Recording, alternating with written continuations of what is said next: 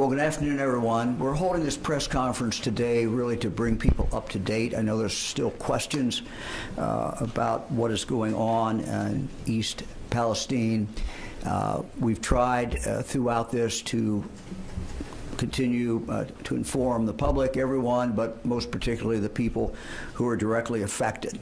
So today, I brought many members of our team together to talk about the current monitoring that is that's underway, and to really answer any outstanding questions that may still be out there. Today I have experts from the Ohio Environmental Protection Agency, the Ohio Department of Health, the Ohio Department of Natural Resources, the Ohio Department of Agriculture, Ohio Department of Public Safety, Ohio Emergency Management Agency, the Ohio Department of Transportation, and the Public Utilities Commission of Ohio. They are all in the room with me today. Let me go back to February 3rd, 8:55 p.m. when the train wreck occurred. While traveling through East Palestine on Friday night, February 3rd, a north-southern train derailed, causing a massive fire. Around 50 railroad cars were impacted by the crash, including 10 that were hauling hazardous materials. In addition to the fire, there was also serious environmental concerns.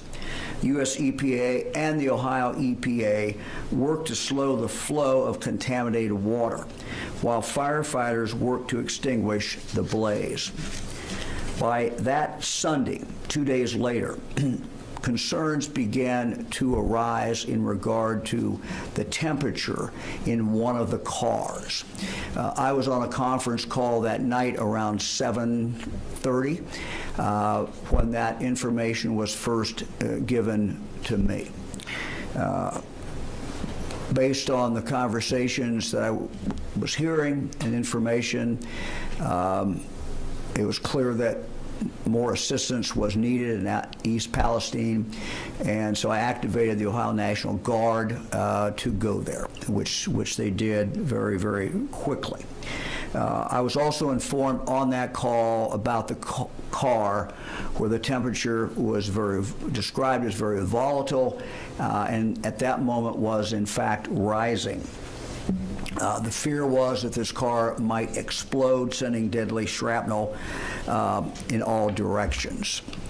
The next morning, I traveled to East Palestine. I met with those on the ground, those who had been working, those who represented the railroad, as well as the federal government. It was clear at that point that we were faced with two bad options. One option was to do nothing and wait for the car to explode. I had a discussion with the representatives of the railroad, an extended discussion. I brought Pennsylvania Governor Shapiro in that through my cell phone, and we went back and forth for a couple hours, trying to just weigh the risk, one versus the other. The risk of the car exploding was described to me as high probability that it could explode. And when I pressed everyone to give me the information about, and also give Governor Shapiro the information, because he was on the cell phone listening and asking questions, it came back that the concern was that this would be what was described as a catastrophic explosion of the car, which would result in shrapnel going out up to close to a mile.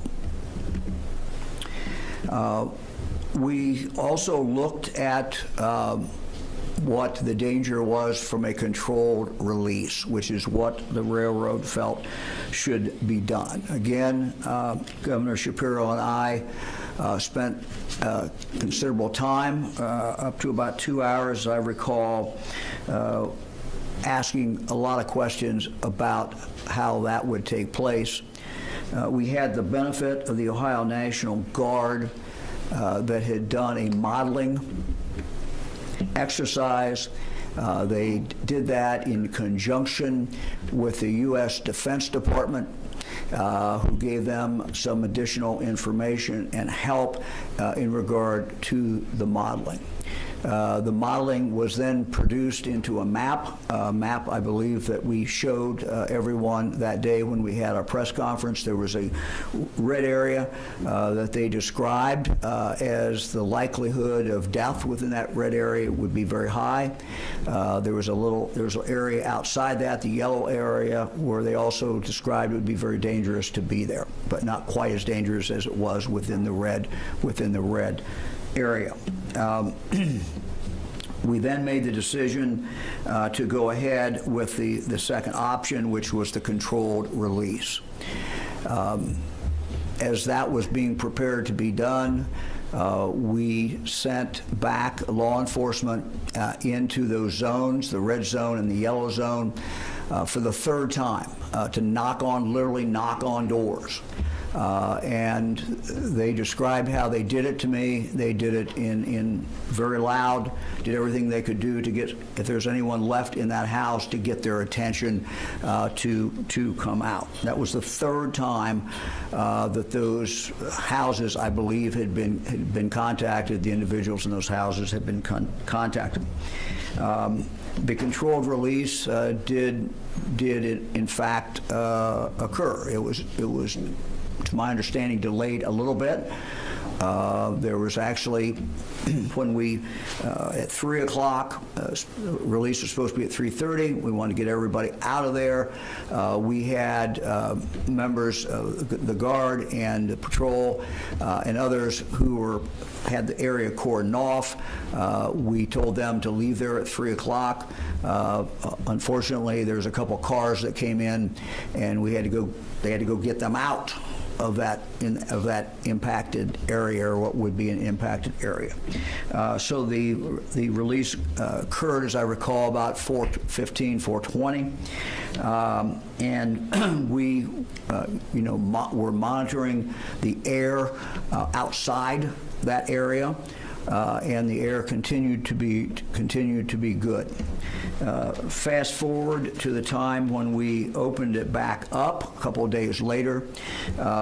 We had sent in members of the Ohio National Guard and had their protective suits on to measure the air. And no one went back within that area or was allowed back in that area until they could come back and tell us that the monitoring was consistently good. In fact, the monitoring showed that the air was basically what it was prior to the actual train crash, or what we would have expected it to be at that time. People were then let back in.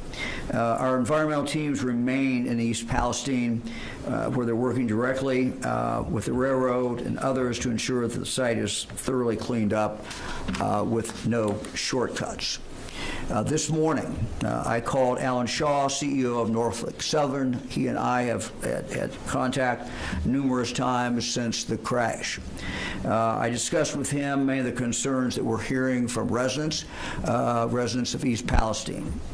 I asked him directly if he would personally guarantee that the railroad would stay there until absolutely everything was cleaned up.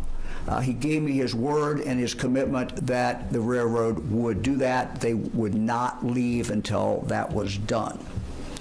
I might also mention that I received a call from President Biden earlier last week. He told me that he wanted just to assure me that anything I needed from the federal government, they would supply. And told me to call him personally if there was anything that we needed at any point. I told the president that I appreciated the work that we had received so far from the U.S. EPA. I also told him that I appreciated the help that the Defense Department gave the Ohio National Guard in regard to the modeling, that it was very, very helpful, and I expressed my gratitude for that.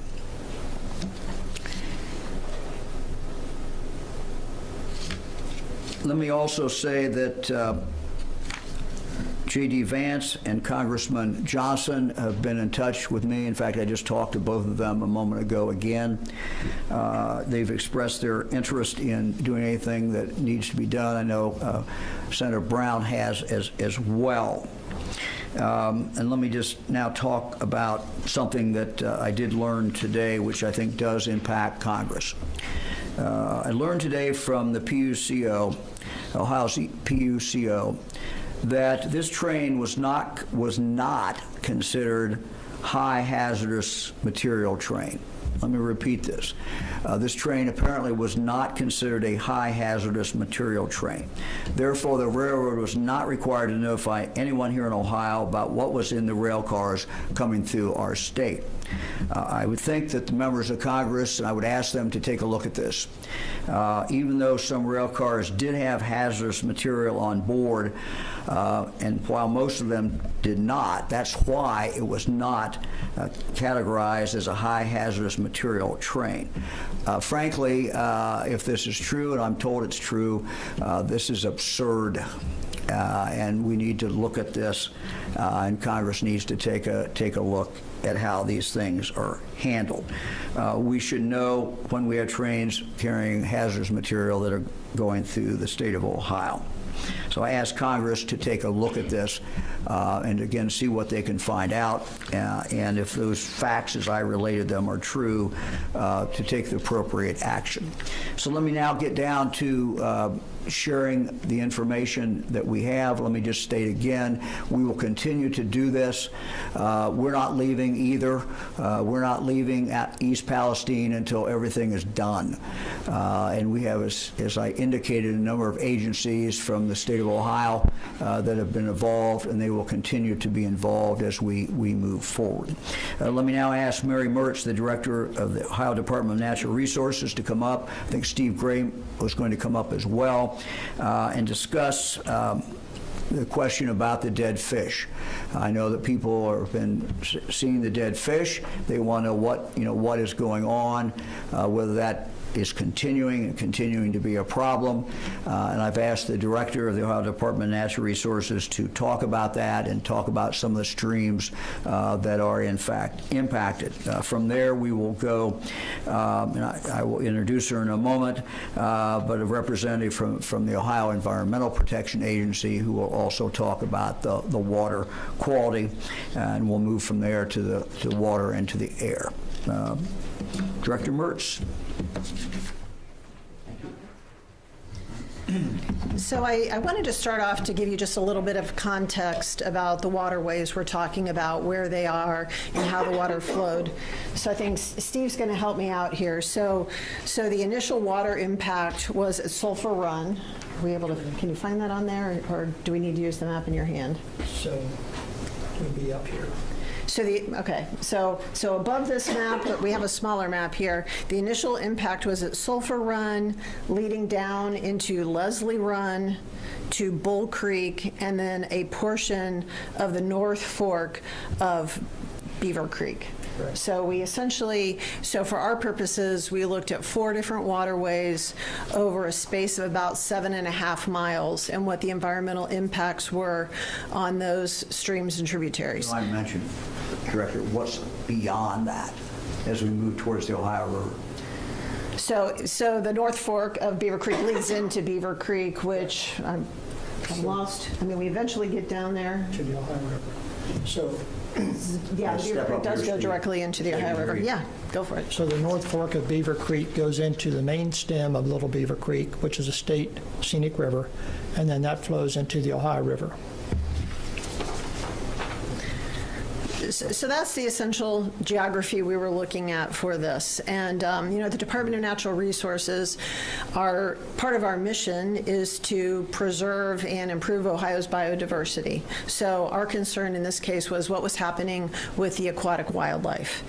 And what we have discovered through the testing and sampling that's been done is that very early on, we have estimated, based on our sampling and modeling, about 3,500 dead fish across that space, across those streams, tributaries, waterways, 12 different species. The good news is that none of those species are threatened or endangered, but that is still a loss of wildlife, so of concern, especially when we reach the Beaver Creek, this state wild and scenic river, where we are especially protective of what we have there. So some of the species, creek chub, mottled sculpin, stone roller, I think we have some pictures somewhere of what those are, but 12 different species, none threatened or endangered, but still a loss of life all the same. The one species we will be looking for, we have no evidence yet that any have died, but this is really an area of focus for hellbenders, which are federal and state endangered. And so we will be doing some monitoring in the months to come to see if any of them did die in the initial release into the waterways. So good news, there doesn't appear to be any increase in the fish or aquatic creatures killed since the first couple days of the derailment. So wildlife officers have been there every day on the scene, working with contractors who are in the water, doing the net sampling, making the estimates, and we will continue to monitor and watch what's going on and eventually hold those responsible accountable for the loss of wildlife in the area. We don't have any evidence of non-aquatic species suffering from the derailment. Haven't had any concerns about that, not only here, but we also communicate with the Pennsylvania Game Commission as well, and they haven't heard about that either. So that is essentially where we are with the Department of Natural Resources, and I think the Governor. Director, thank you. Thank you very much. She'll be available for questions. Let me invite now Tiffany Kavalak from the Ohio Environmental Protection Agency to come to the microphone. We have on the screen from East Palestine, Kurt Kohler. Kurt, you may remember at our previous two press conferences, was available and discussed what the situation was. We're asking them to tell us the very latest measurements coming from the site. Thank you, Governor. Hello, I'm Tiffany Kavalak. I'm the Chief of the Division of Surface Water at Ohio EPA. And speaking of the derailment on February 3rd, we speak that it occurred at the location of Sulphur Run. And Norfolk and Southern are actively aerating Sulphur Run and have containment within the 1.3 miles that Sulphur Run leads into Leslie Run. Sulphur Run remains contaminated, but we're confident that it is contained. Data from February 4th, the day after the train derailment, down gradient on Leslie Run and North Fork Little Beaver Creek showed very low detection levels of contaminants and mostly from fire residual chemicals. Data from February 10th, more recently, showed low levels of only two contaminants, butyl acrylate and ethyl hexyl acrylate, both are volatile organic chemicals, in Leslie Run, the one that's directly below Sulphur Run. The butyl acrylate dissipates to non-detectable levels once it gets to the North Fork of the Little Beaver Creek. And the other one, ethyl hexyl acrylate, dissipates to non-detectable levels once we get to Little Beaver Creek. We have not detected any vinyl chloride in any of the down gradient waterways. Both the February 4th and the February 10th data are available now on Ohio EPA's website that's titled East Palestine's Train Derailment. The spill did flow to the Ohio River during that initial slug, but the Ohio River is very large, and it's a water body that's able to dilute the pollutants pretty quickly. Ohio EPA and other state agencies have been working with the Ohio River Valley Water Sanitation Commission, some may know as ORSANCO, to track the contaminant plume in real time. It's moving at about a mile an hour. ORSANCO's tracking allows for potential closing of drinking water intakes to allow the majority of the chemicals to pass. This strategy, along with drinking water treatment like oxidation and advanced treatment like activated carbon, are both effective at addressing these contaminants and helps ensure the safety of the drinking water supplies. So we're pretty confident that these low levels are not getting passed on to the customers. Would you like me to pass it to Kurt? Let me ask you one question. Yes. You might explain. You talked about the containment. What steps were taken to contain it in that initial spill area? Yes, and I think that's why we have, I think Kurt Okay, can. Kurt, do that. Yes. Okay, good. Kurt. Do you want me to answer that, Governor? Yeah. You want to answer that, Kurt, and then you can kind of give us a report from East Palestine. Okay, I'll be glad to. Thank you, sir. And we're, again, you're hearing the results. You heard us speak about it before. At the beginning of the spill, we were on a defensive posture, as the governor kind of talked about. It was safety first. You had to attack from the outside in. Since conditions have changed and removal of the threats from the rail cars, the cleanup in the emergency phase has been on the offensive. Not only with multiple containment points and in situ treatment in Sulphur Run, working with Norfolk Southern and our other partners, kind of as a management plan for this cleanup, and then again, the emergency phase, where we targeted 3 sites, or we used 3 different names for it. We have the wreckage area where the cars are still being staged. We have Pleasant Road, where we do know we have gross contamination present on the ground and still in the 2 ditches. And we have the waterways. The waterways have been our targeted and our concern from the onset of this. We did get initial dirt dumped into the creek to stop the flow, or the booms, the oil containment booms, to stop the floating product. From that point in time, we did use very tried and true methods, but we've been able to build those up. Aeration and sparging units that increase the efficiency of the breaking down of the dissolved phase of the contaminants present. We do. Again, Sulphur Run, we have it contained. It is our control area. We're confident that the materials getting out of there and extending down in the Leslie Run are good. There is residual material in Leslie Run. That's some of the explanation why there is still some of the detections. We do have aeration in Leslie Run. Back into the site, like at Pleasant Road, where the butyl car did release material along with the vinyl chloride burn areas, there has been active excavation of those grossly contaminated soils. 2 ditches that run parallel to the tracks, North Ditch and South Ditch, which both drain into Sulphur Run, have been blocked off. The water that naturally flows in there from the wetland is being pumped around so we don't augment any contamination and continue to push high levels of contaminants downstream. And then excavation of that material has already begun. The center line of the track where butyl acrylate was puddled along with vinyl chloride residues is actively being excavated. It is a constant source reduction, again, with the target of moving over into the remediation phase. We're trying to get rid of, again, the high-level gross contamination.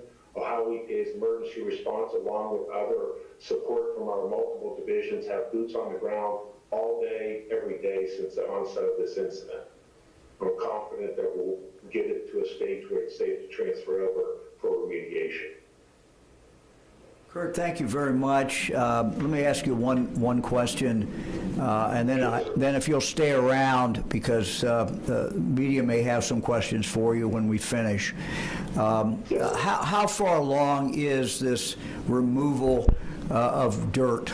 My understanding is they're going down 1 to 3 feet down into the ground, but how far along are they in regard to that? Current volumes, we have about almost 1 million gallons of water collected and stored in various storage containers on site from a liquid waste standpoint. And then from the solids, if I remember, there's almost 500 cubic yards of vinyl chloride impacted material. That center line of track is, again, emergency response. We do there was awareness that there was material on the surface and extending down. The goal of this was to get rid of that highly contaminated, potentially mobile material before we had rain events or something like that that could drive it further down. This initial phase, some of these pits, sir, are now about 700 feet long and about 8 foot deep in some areas. And this main excavation going now there's some stability issues. So I think they're reporting about 4 to 5 feet below ground surface down to a hard packed clay.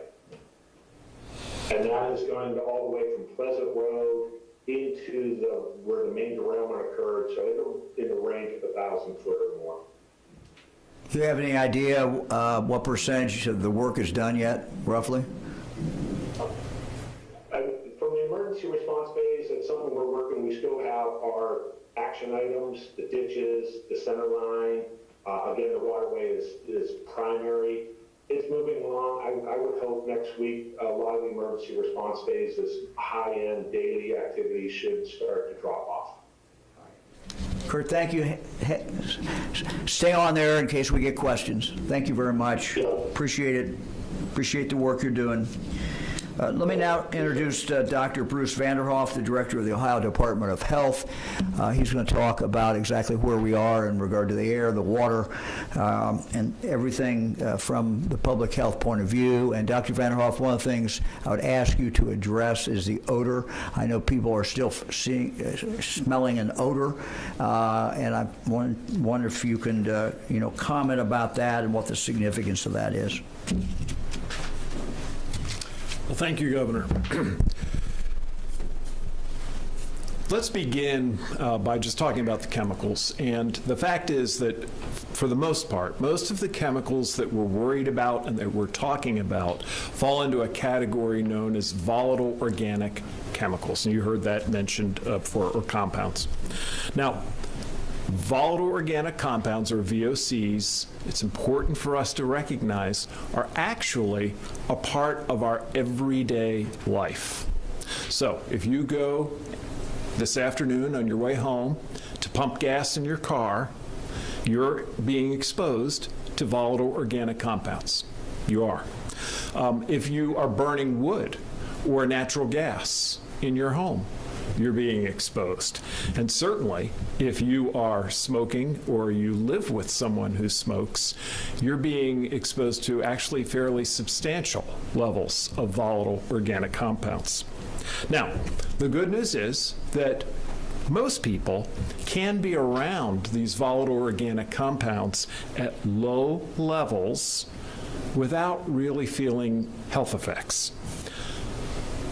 However, at higher levels, especially over a longer period of time, then we can have longer-term health effects. And that's why there is the concern around these compounds. So the goal from a health point of view in a situation like this is really to make every effort we can to reduce the risk that we're going to take those volatile organic compounds into our bodies. And there are really two paths for that to happen. One is what we breathe, and the other is what we consume. So the effort, as you heard it described, really began at the start with trying to make sure that we had a safe environment as it related to the air that people were breathing. For us, as human beings, we've got to breathe. We can't avoid the air. The air is there. We need it, and so it has to be clean. It has to be safe for us. And the good news is, and you heard the governor describe this, by the time we were at the decision point for potentially bringing the people who had evacuated back into the impacted area, we had on hand air testing that told us that the air really looked pretty much like it did before this event ever happened. So that gave us really great confidence when it came to that aspect. But then there's the second aspect. Even after bringing people back, we made it clear that, hey, the next piece of this is your water source. We want to test that. Now, the good news is the majority of people who live in the East Palestine community are, in fact, on municipal water, and those municipal sources are deep wells that they were able to intentionally reserve using the most distant ones only for feeding the water supply. But nevertheless, there are quite a number of people who are on private water systems, mostly private wells. We have strongly encouraged all of those people on private wells to get their wells tested, and that will be done at no cost to them. This is something that is part of the remediation, and it's very important for the reasons I just described. Now, if you are one of the people who live in the impacted area and have a private water source, you're not on municipal water, I'd encourage you to call a number. I'll read the number out. You've heard it before. It's 330-849-3919, and indicate, I believe I'm in the affected area, and I'd like to have my water source checked. Now, we're strongly recommending those who have not yet had their water source checked to use bottled water. Bottled water is being made available again. Same phone number that you can call if you need access to that. This is going to be particularly important if you are pregnant, if you are breastfeeding, or if you are preparing formula for an infant. So we would encourage you to avail yourself of that water. The bottom line is that from the very start of this, we have taken every step possible to assure that people's safety was first and foremost. And that with the compounds that we're talking about, in consultation with experts at the national level, we have first made sure that we were providing a clean atmosphere, clean air, and now we are actively working to assure that people, for the long run, have clean water. Thank you, Governor. Thank you very much. We're happy to take any questions for anyone who's Please use the microphone if you have a question. Hi, Joe Ingalls with Ohio Public Radio and Television. My question is, you said that the water is safe, at least the community water that's been tested, but should people maybe think of using water filters, like Brita filters, that kind of thing? Is that a good thing to do right now while things are unknown? And should people just go ahead and do bottled water in the meantime? Yeah, at this stage in the game, we are recommending that people in the community consider using bottled water.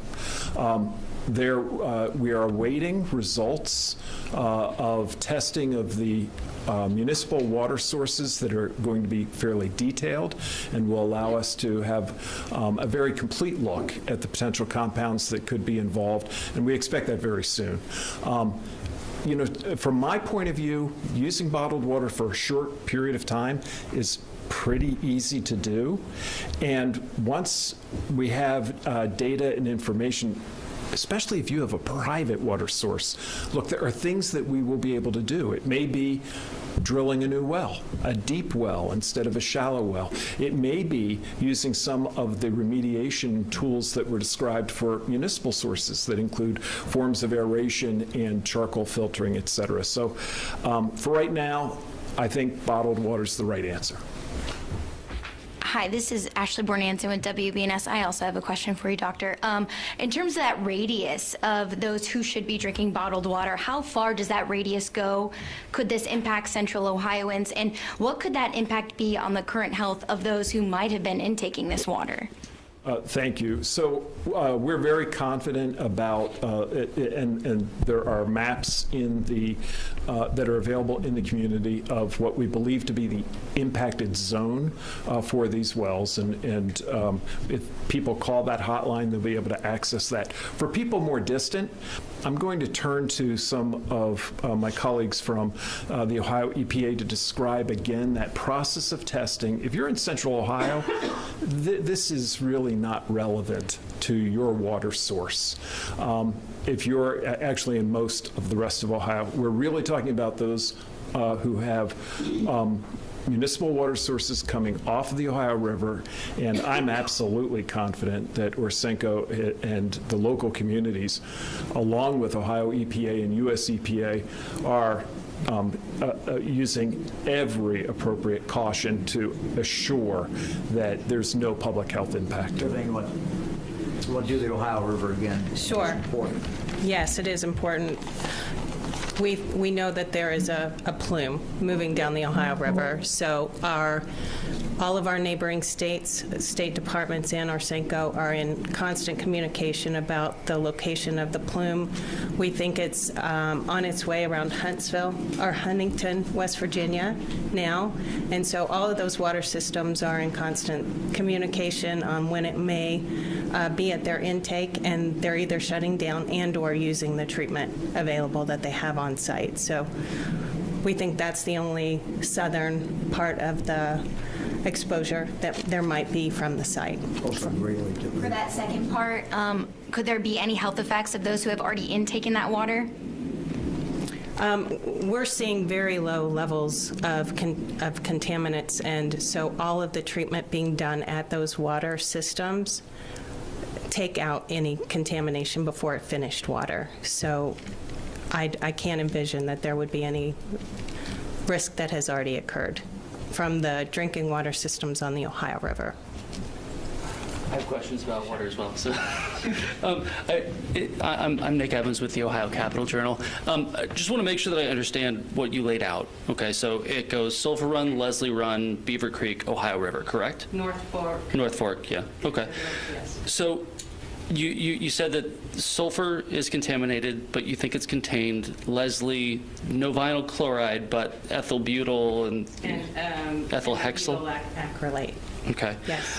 What's in the plume?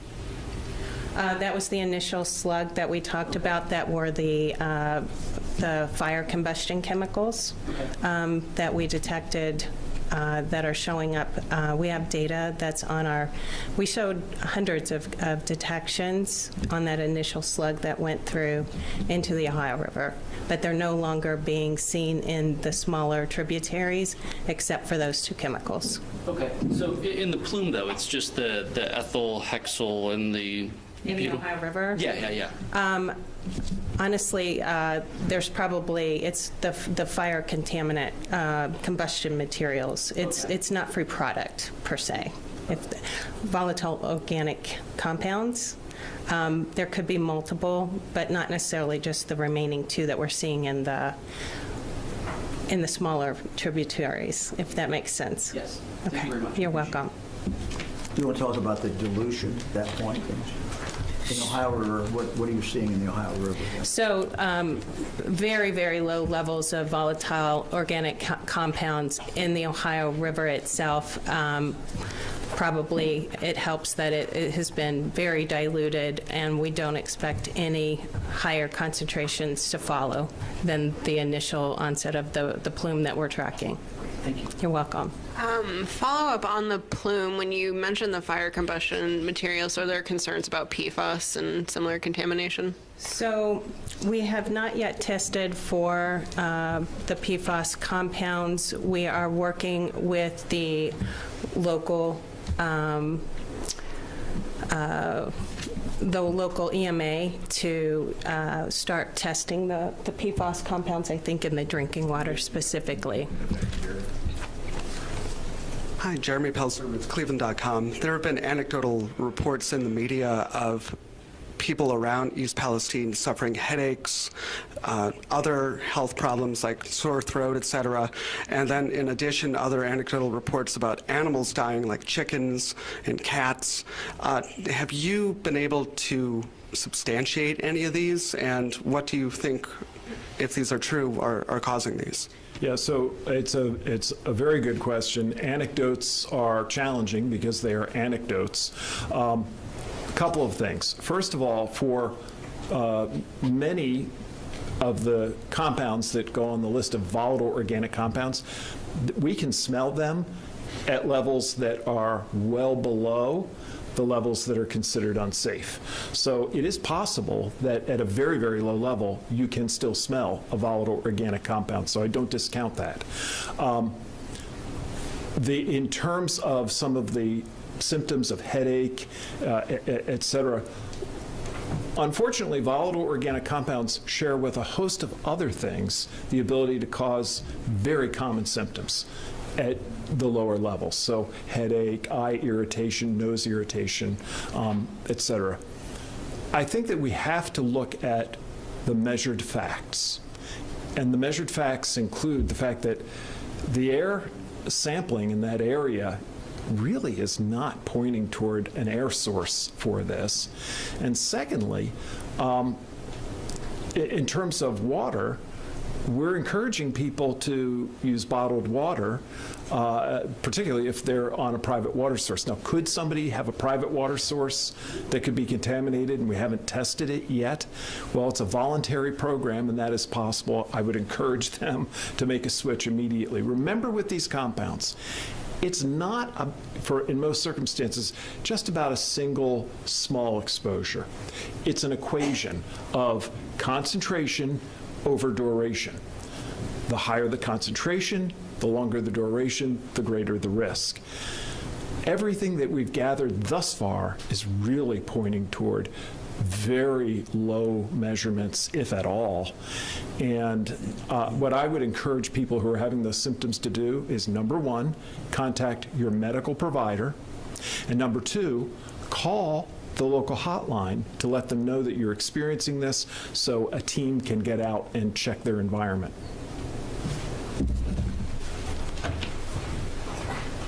Governor, I don't want to over my fellow members of the media here to get over there. Senator Vance was on Fox News critical of the Biden administration, and even some Democrats have been critical of the Biden administration response. Are you satisfied with the Biden administration response, and is there anything you'd like to see more out of the administration as far as help with this? Look, our Ohio EPA works with the U.S. EPA. These are the principal people involved. The federal government is conducting an investigation to determine why this wreck occurred, this crash occurred. We await that, and certainly we'll be interested in seeing what is going on. Look, the president called me and said, anything you need. I have not called him back after that conversation. I will not hesitate to do that if we're seeing a problem or anything, but I'm not seeing it. Patrick Sagas with the AP. It's probably a question for ODNR. I know you had mentioned that there weren't any maybe like reports of animals dying because of the controlled release. But again, we have been hearing anecdotes from people in the area about pets or other agricultural animals. What can they do if they believe that their animal died because of this? And like, what is ODNR doing to measure that? Yeah, I think that's probably. Director of Agriculture, Brian Baldridge. Thank you, Governor DeWine, and thank you for that question as far as the livestock community. From the agricultural, from Department of Ag standpoint, we've been in contact with folks in the community as far as the veterinarians. Our state vet, Dr. Summers, has been in contact with folks in that community, and that's what we're telling folks. If you see symptoms of your livestock, reach out to your local vet. But we are in constant contact with them, and also our stakeholders, Farm Bureau, OSU Extension, all the folks in that community. And to this date, there is nothing that we've seen in the livestock community that causes any concerns to this date. Thank you. Karen Kassler, State House News Bureau, Ohio Public Radio and Television. Governor, this is for you. You've said that you fully expect Norfolk Southern to pay all the costs. You said you've gotten a commitment from them that they are going to stay on site till everything's cleaned up. Are you confident that they are going to pay all those costs? And there are reports of people having trouble even cashing these inconvenience checks. What do you tell those folks? Well, look, Norfolk Southern is responsible for this problem. We fully expect them to live up to what the CEO committed to me, and that is that they will pay for everything. If they don't,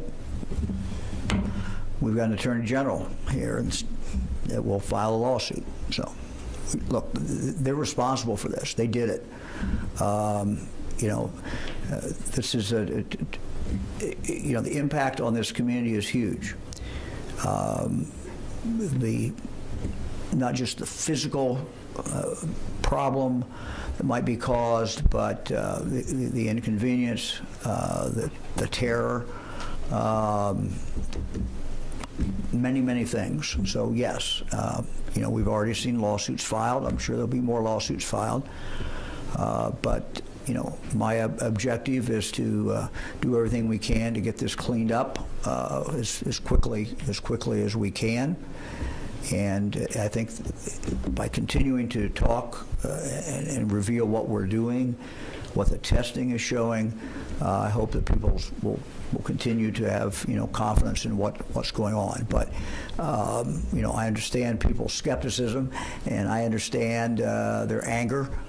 And if I lived in the community, I would be angry too. The railroad caused this problem. They're going to be held accountable. Hi, Anna Hoffman, WCMH-TV. I know there's going to be a full investigation into how or why this happened, but are there any early indications pointing to deliberate actions to make this train derailment? I have no indication of that.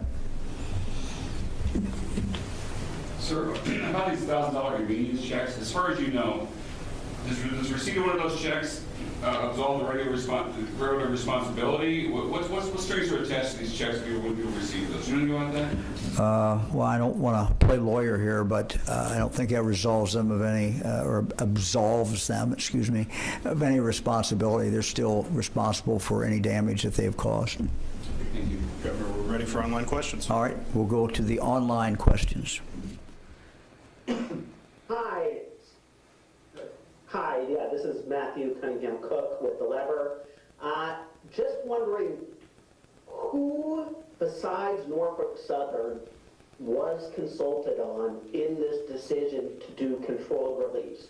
Was there independent information collected by either the state of Ohio or the Commonwealth of Pennsylvania that allowed you to make a decision about the controlled release independent of what was being provided to you by Norfolk Southern? Yeah, we consulted, as I indicated, we consulted. The Ohio National Guard was consulting directly with the Defense Department. The modeling was very important. We wanted to know exactly what the ramifications of the modeling would be, or of the explosion would be. So yes, we reached out to every expert that we could find. Next question comes from Craig Cheatham, WCPO. Good afternoon.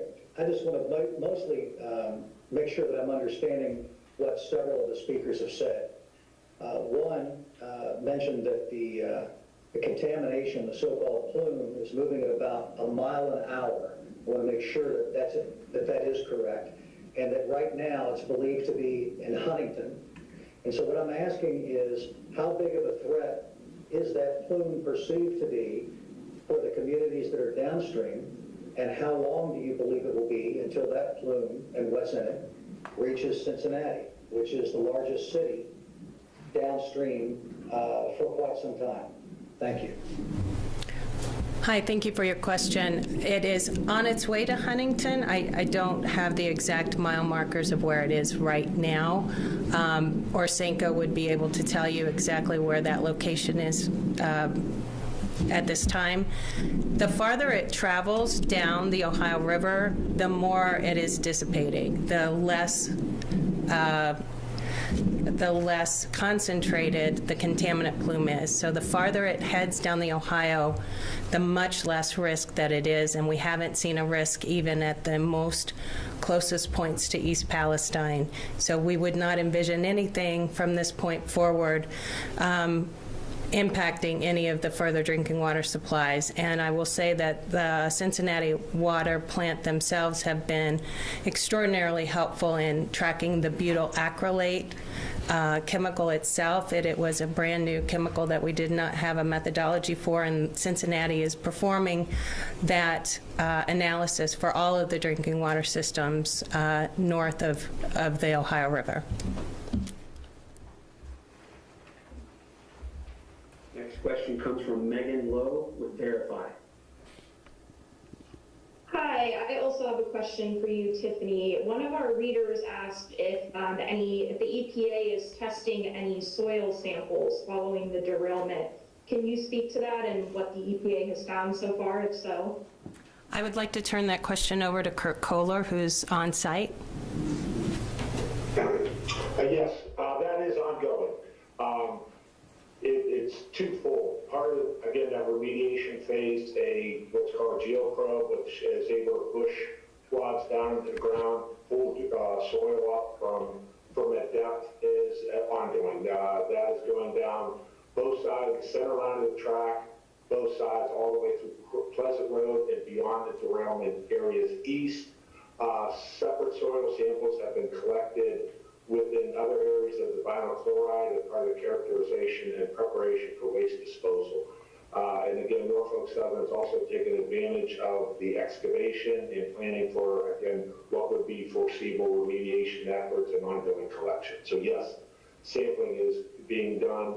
I know our Division of Surface Water is already preparing work plans are in place for both potential sediment sampling and long-term surface water sampling along the various waterways. So that is in development, yes. Kurt, kind of a layman's question, but I assume that that they will not leave and will not stop removing dirt until they can go in and get samples of what's remaining, and there's no evidence that it's there. Is that right? I mean, they're going to go back in and make sure that when they think they're done, they'll be back in and sample and make sure that there's nothing showing up? Yes, sir. That's, again, two-phase approach. Attack the grossly impacted and the emergency response phase, get data while you can to build out the long-term remediation plan for both soil, water, other impacted media. Thank you. Our next question is from Mike Fairchild, NBC 24 Toledo. Thank you, Governor, for taking time out today. You earlier in this press conference referred to it was absurd that this train was not considered high hazardous. And it seems that in 2020, the Department of Transportation allowed rules to be laxed, I guess, to allow 100 or more tank cars filled with gallons of liquid petroleum gas, which could be also even more dangerous. What would you say to, you said that Congress needs to change this. Is there something that you can do as a governor to change the way these bomb trains are transported through the state? Thank you. Yeah, my understanding when we're dealing with a railroad, governor's power is very limited. This is generally a federal government thing that they basically preempt us on the control of the railroads.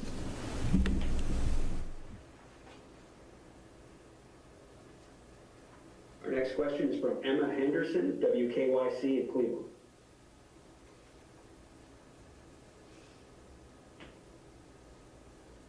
Emma, are you there? All right, we'll move on to Courtney DeGeorge with Fox News. Hi, this is for everybody at the press conference. There's been a lot of people who live in the area who have expressed concern about going back into their homes despite being told that the air is safe and the water is safe. Can you just speak a little bit to the validity of some of their concerns that people are getting headaches and what that might mean in terms of long-term effects that this will have on their bodies? Should they be concerned about potential cancer clusters that might arise as a result years down the line? And also, Governor, if you were to live in the area, would you feel comfortable moving back into your home? Let me take the first part. Look, I think that I would be drinking the bottled water, and I would be continuing to find out what the tests were showing as far as the air. I would be alert and concerned, but I think I would probably be back in my house.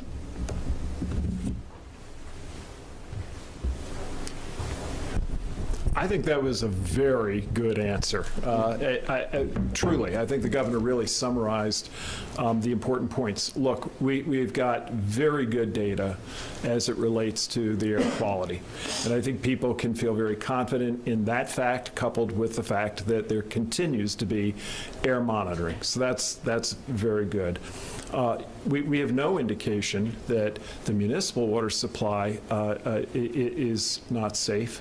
However, we do have testing that is pending, and I think it's a relatively easy thing to do to use bottled water for a short window of time. I think people should be confident that multiple agencies, both at the state and the national level, are very serious about this, are watching very closely, and are not allowing any wiggle room when it comes to safety. What is that expected rate? Our next question comes from Jordan Miller, WHBC Radio. Hi, thanks for taking my question today. My question is, will Norfolk Southern, are they going to pay for any autopsies for these animals that are being found dead? There's chickens that people are worried about. I know there's a report of a dog in the East Palestine area that has been circulating on social media. Is that something that people can confidently go to their vet for and turn over a bill, whether the vet determines that the animal, the livestock passed away because of the chemical releases, whether they determine that or not, can they rely on Norfolk Southern to handle that bill? Yeah, let me ask the Director of Agriculture to answer that and to outline what the procedure is. There is a procedure built into our custom and into our law. Thank you, Governor. As far as the question, as far as the Ohio Department of Agriculture, we have a diagnostic lab, and it is run by our state vet, Dr. Summers. And as far as the policy and what we're telling the folks as far as the vets in the communities, I'm going to turn it over to Dr. Summers, who's a specialist in that area. Welcome. Thank you. Dr. Dennis Summers, State Veterinarian for Ohio. Yes, just in short to answer your question, animals that die for any reason, livestock, pets, first call should be to your private veterinarian to seek guidance and consultation for that. Our animal disease diagnostic lab is here to serve the livestock industries and companion owners to do necropsies and diagnostic testing for any cause of death.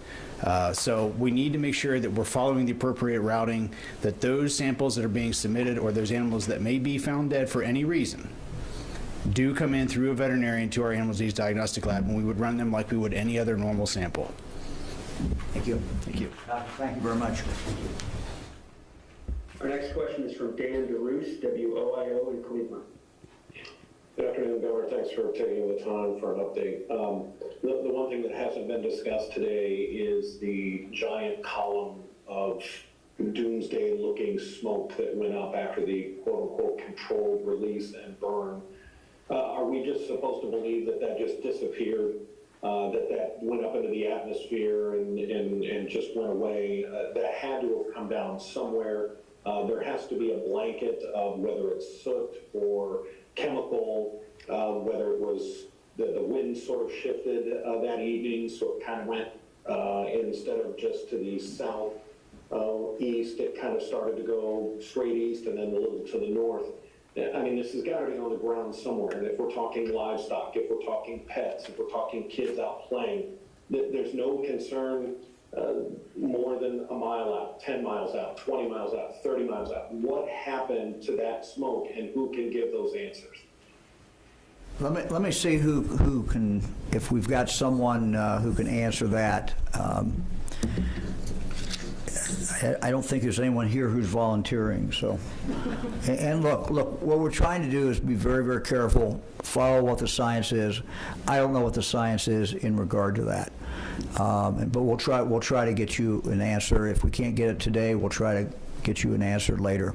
So, I will say the only thing I can say for sure is that we were monitoring the air This was a relatively small area that we had cordoned off and told people that they need to leave.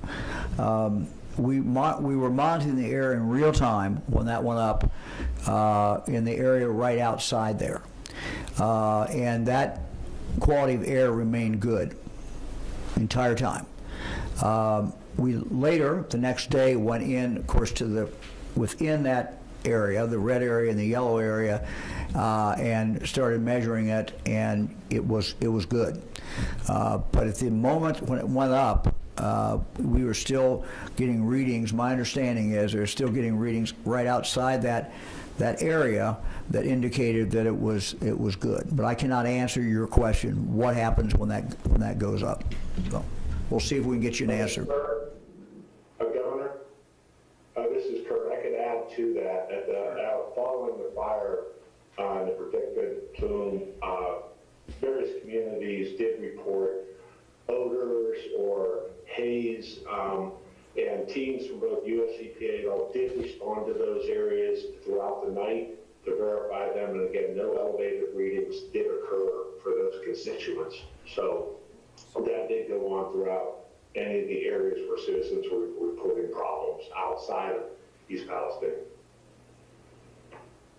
Our next question is from Deanne Johnson, Youngstown Business Journal. Yes, Governor. Real quick, the soil that is along the tracks, I'm hearing that they're talking about they're excavating it and pulling it out of there. Twofold question, the trains continue to go through. Is that safe to have those trains still going through there if things are a little unstable? And secondly, where is all this soil going? There's talk of things that are sitting in East Palestine Park in large containers. Is that where the soil is being transported? Let me ask Kurt if he knows. Yes, I think the soil that is being excavated out there's three staging pads on site within the footprint of the spill zone. Underneath those are heavy plastic sealed liners with berms. Any water from either leaching out of soil or anticipated rain would be collected on a continuous basis. So that soil is being managed. It will be properly analyzed and shipped off for disposal. So that's what's going on in that. As far as train safety, Norfolk Southern has made us aware we have to do all their safety briefings when working in those areas. They have complete control over the tracks. So anytime a train is coming through, it comes through at a reduced speed, and the work has to stop while the train passes. So they have complete control over that. The wastewater storage, those big blue mobile storage tanks, they do hold 21,000 gallons capacity. We have them at various staging areas, depending on the work locations, like the one you referenced in the park. Is in the event we would have to pump material from the creek into those. Again, they are safe, they're sealed off, you don't have any direct access to the material inside, and they also inside secondary containment so in case something would happen to those containers. So that's how waste is being managed on site, and we work with Norfolk Southern daily on that to monitor. When we have people from our hazardous waste unit group working with them directly, again, boots on the ground every day. Our final question today is from Dylan Carr, the Ashland Source. Hi, thanks for taking my question here. We have readers in Ashland, Richland, and Knox counties. They've expressed concern in air and water quality in the aftermath of this. How concerned, if at all, should these people be? And if they should be concerned, even just a little bit, what steps should they take in terms of obtaining testing kits or anything like that? We'll start with the surface water. As you saw from the maps that we showed, the surface water is heading southeast to the Ohio River. So the locations that you mentioned should not receive any contaminated surface water in their area, but I'll let Dr. Vanderhoff talk about the air. Yeah, I think that they can feel very confident. Again, we have to think about the dilutional effects that happen, as well as the predominant winds. I would not consider those communities to be at high risk. And again, we've been very careful about the water.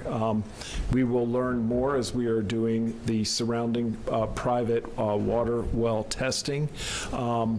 But again, their underground water sources are not in the zone that we would expect to be affected. Doctor, we've had a request for you to repeat the number if someone was testing. Yeah, sure, I do have that. And I put my notes away, so let me grab it here. It is 330. Let's see here.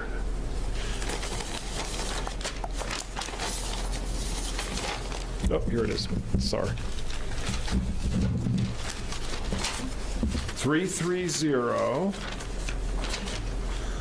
330-849-3919. I'll do that one more time. 330-849-3919. Anybody else? If you find positive tests in private wells, will that be made public? Yes. Yes. I assume so. Yeah. Anybody else? How long are we estimating people will have to drink that bottled water? So a part of the challenge is people signing up. This is a voluntary activity. So if you've got a private water system and have not called the number to get on the list to get tested, please do. The turnaround time does not appear to be long, but it is a matter of days. So we'd like people to sign up for that testing in that area as soon as possible.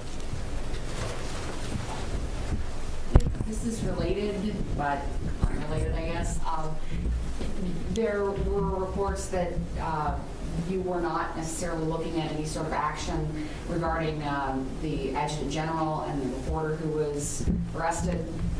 Is there going to be anything after this? Well, as you know, this matter is turned over by the local county prosecutor to the attorney general. I remain, have the same opinion I had the first day, and that is that I would hope that charges would be dropped. I think that would be the best thing. Whatever happened after the general walked away, the reality is that the reporter should not have been stopped, period. So it shouldn't even started that way. And I understand, people may have different feelings about what happened afterwards, but the initial stop, the initial confrontation, or the initial contact never should have occurred. So taking that into consideration, it seems to me that everyone would be better off if we just, if the Attorney General could see fit not to proceed with any kind of prosecution. Have you talked to the Adjutant General about the initial confrontation? Yes. Yes. Look, I think the general, regrets that. I explained to him, how press conferences work, and that frankly that sometimes during a live press conference someone will be reporting directly. Someone could be right now standing back there and reporting if they wanted to. And that's they have the right to deliver the news however they want to deliver the news. So yes, we've had a conversation, and he regrets the whole situation. So we will continue to keep you apprised. We don't plan, at least, on doing a press conference every day. What we do plan on doing is every day, at least once a day, release the information, any new information that we have. So you can expect that to come from the governor's office. You can expect that to come as a kind of a day's summary of what is going on. That does not mean there won't be other information that's posted in different forms, but coming out of the governor's office, we're going to try to summarize it once a day, get it to you in time so that you can utilize that. So thank you all very much. All right.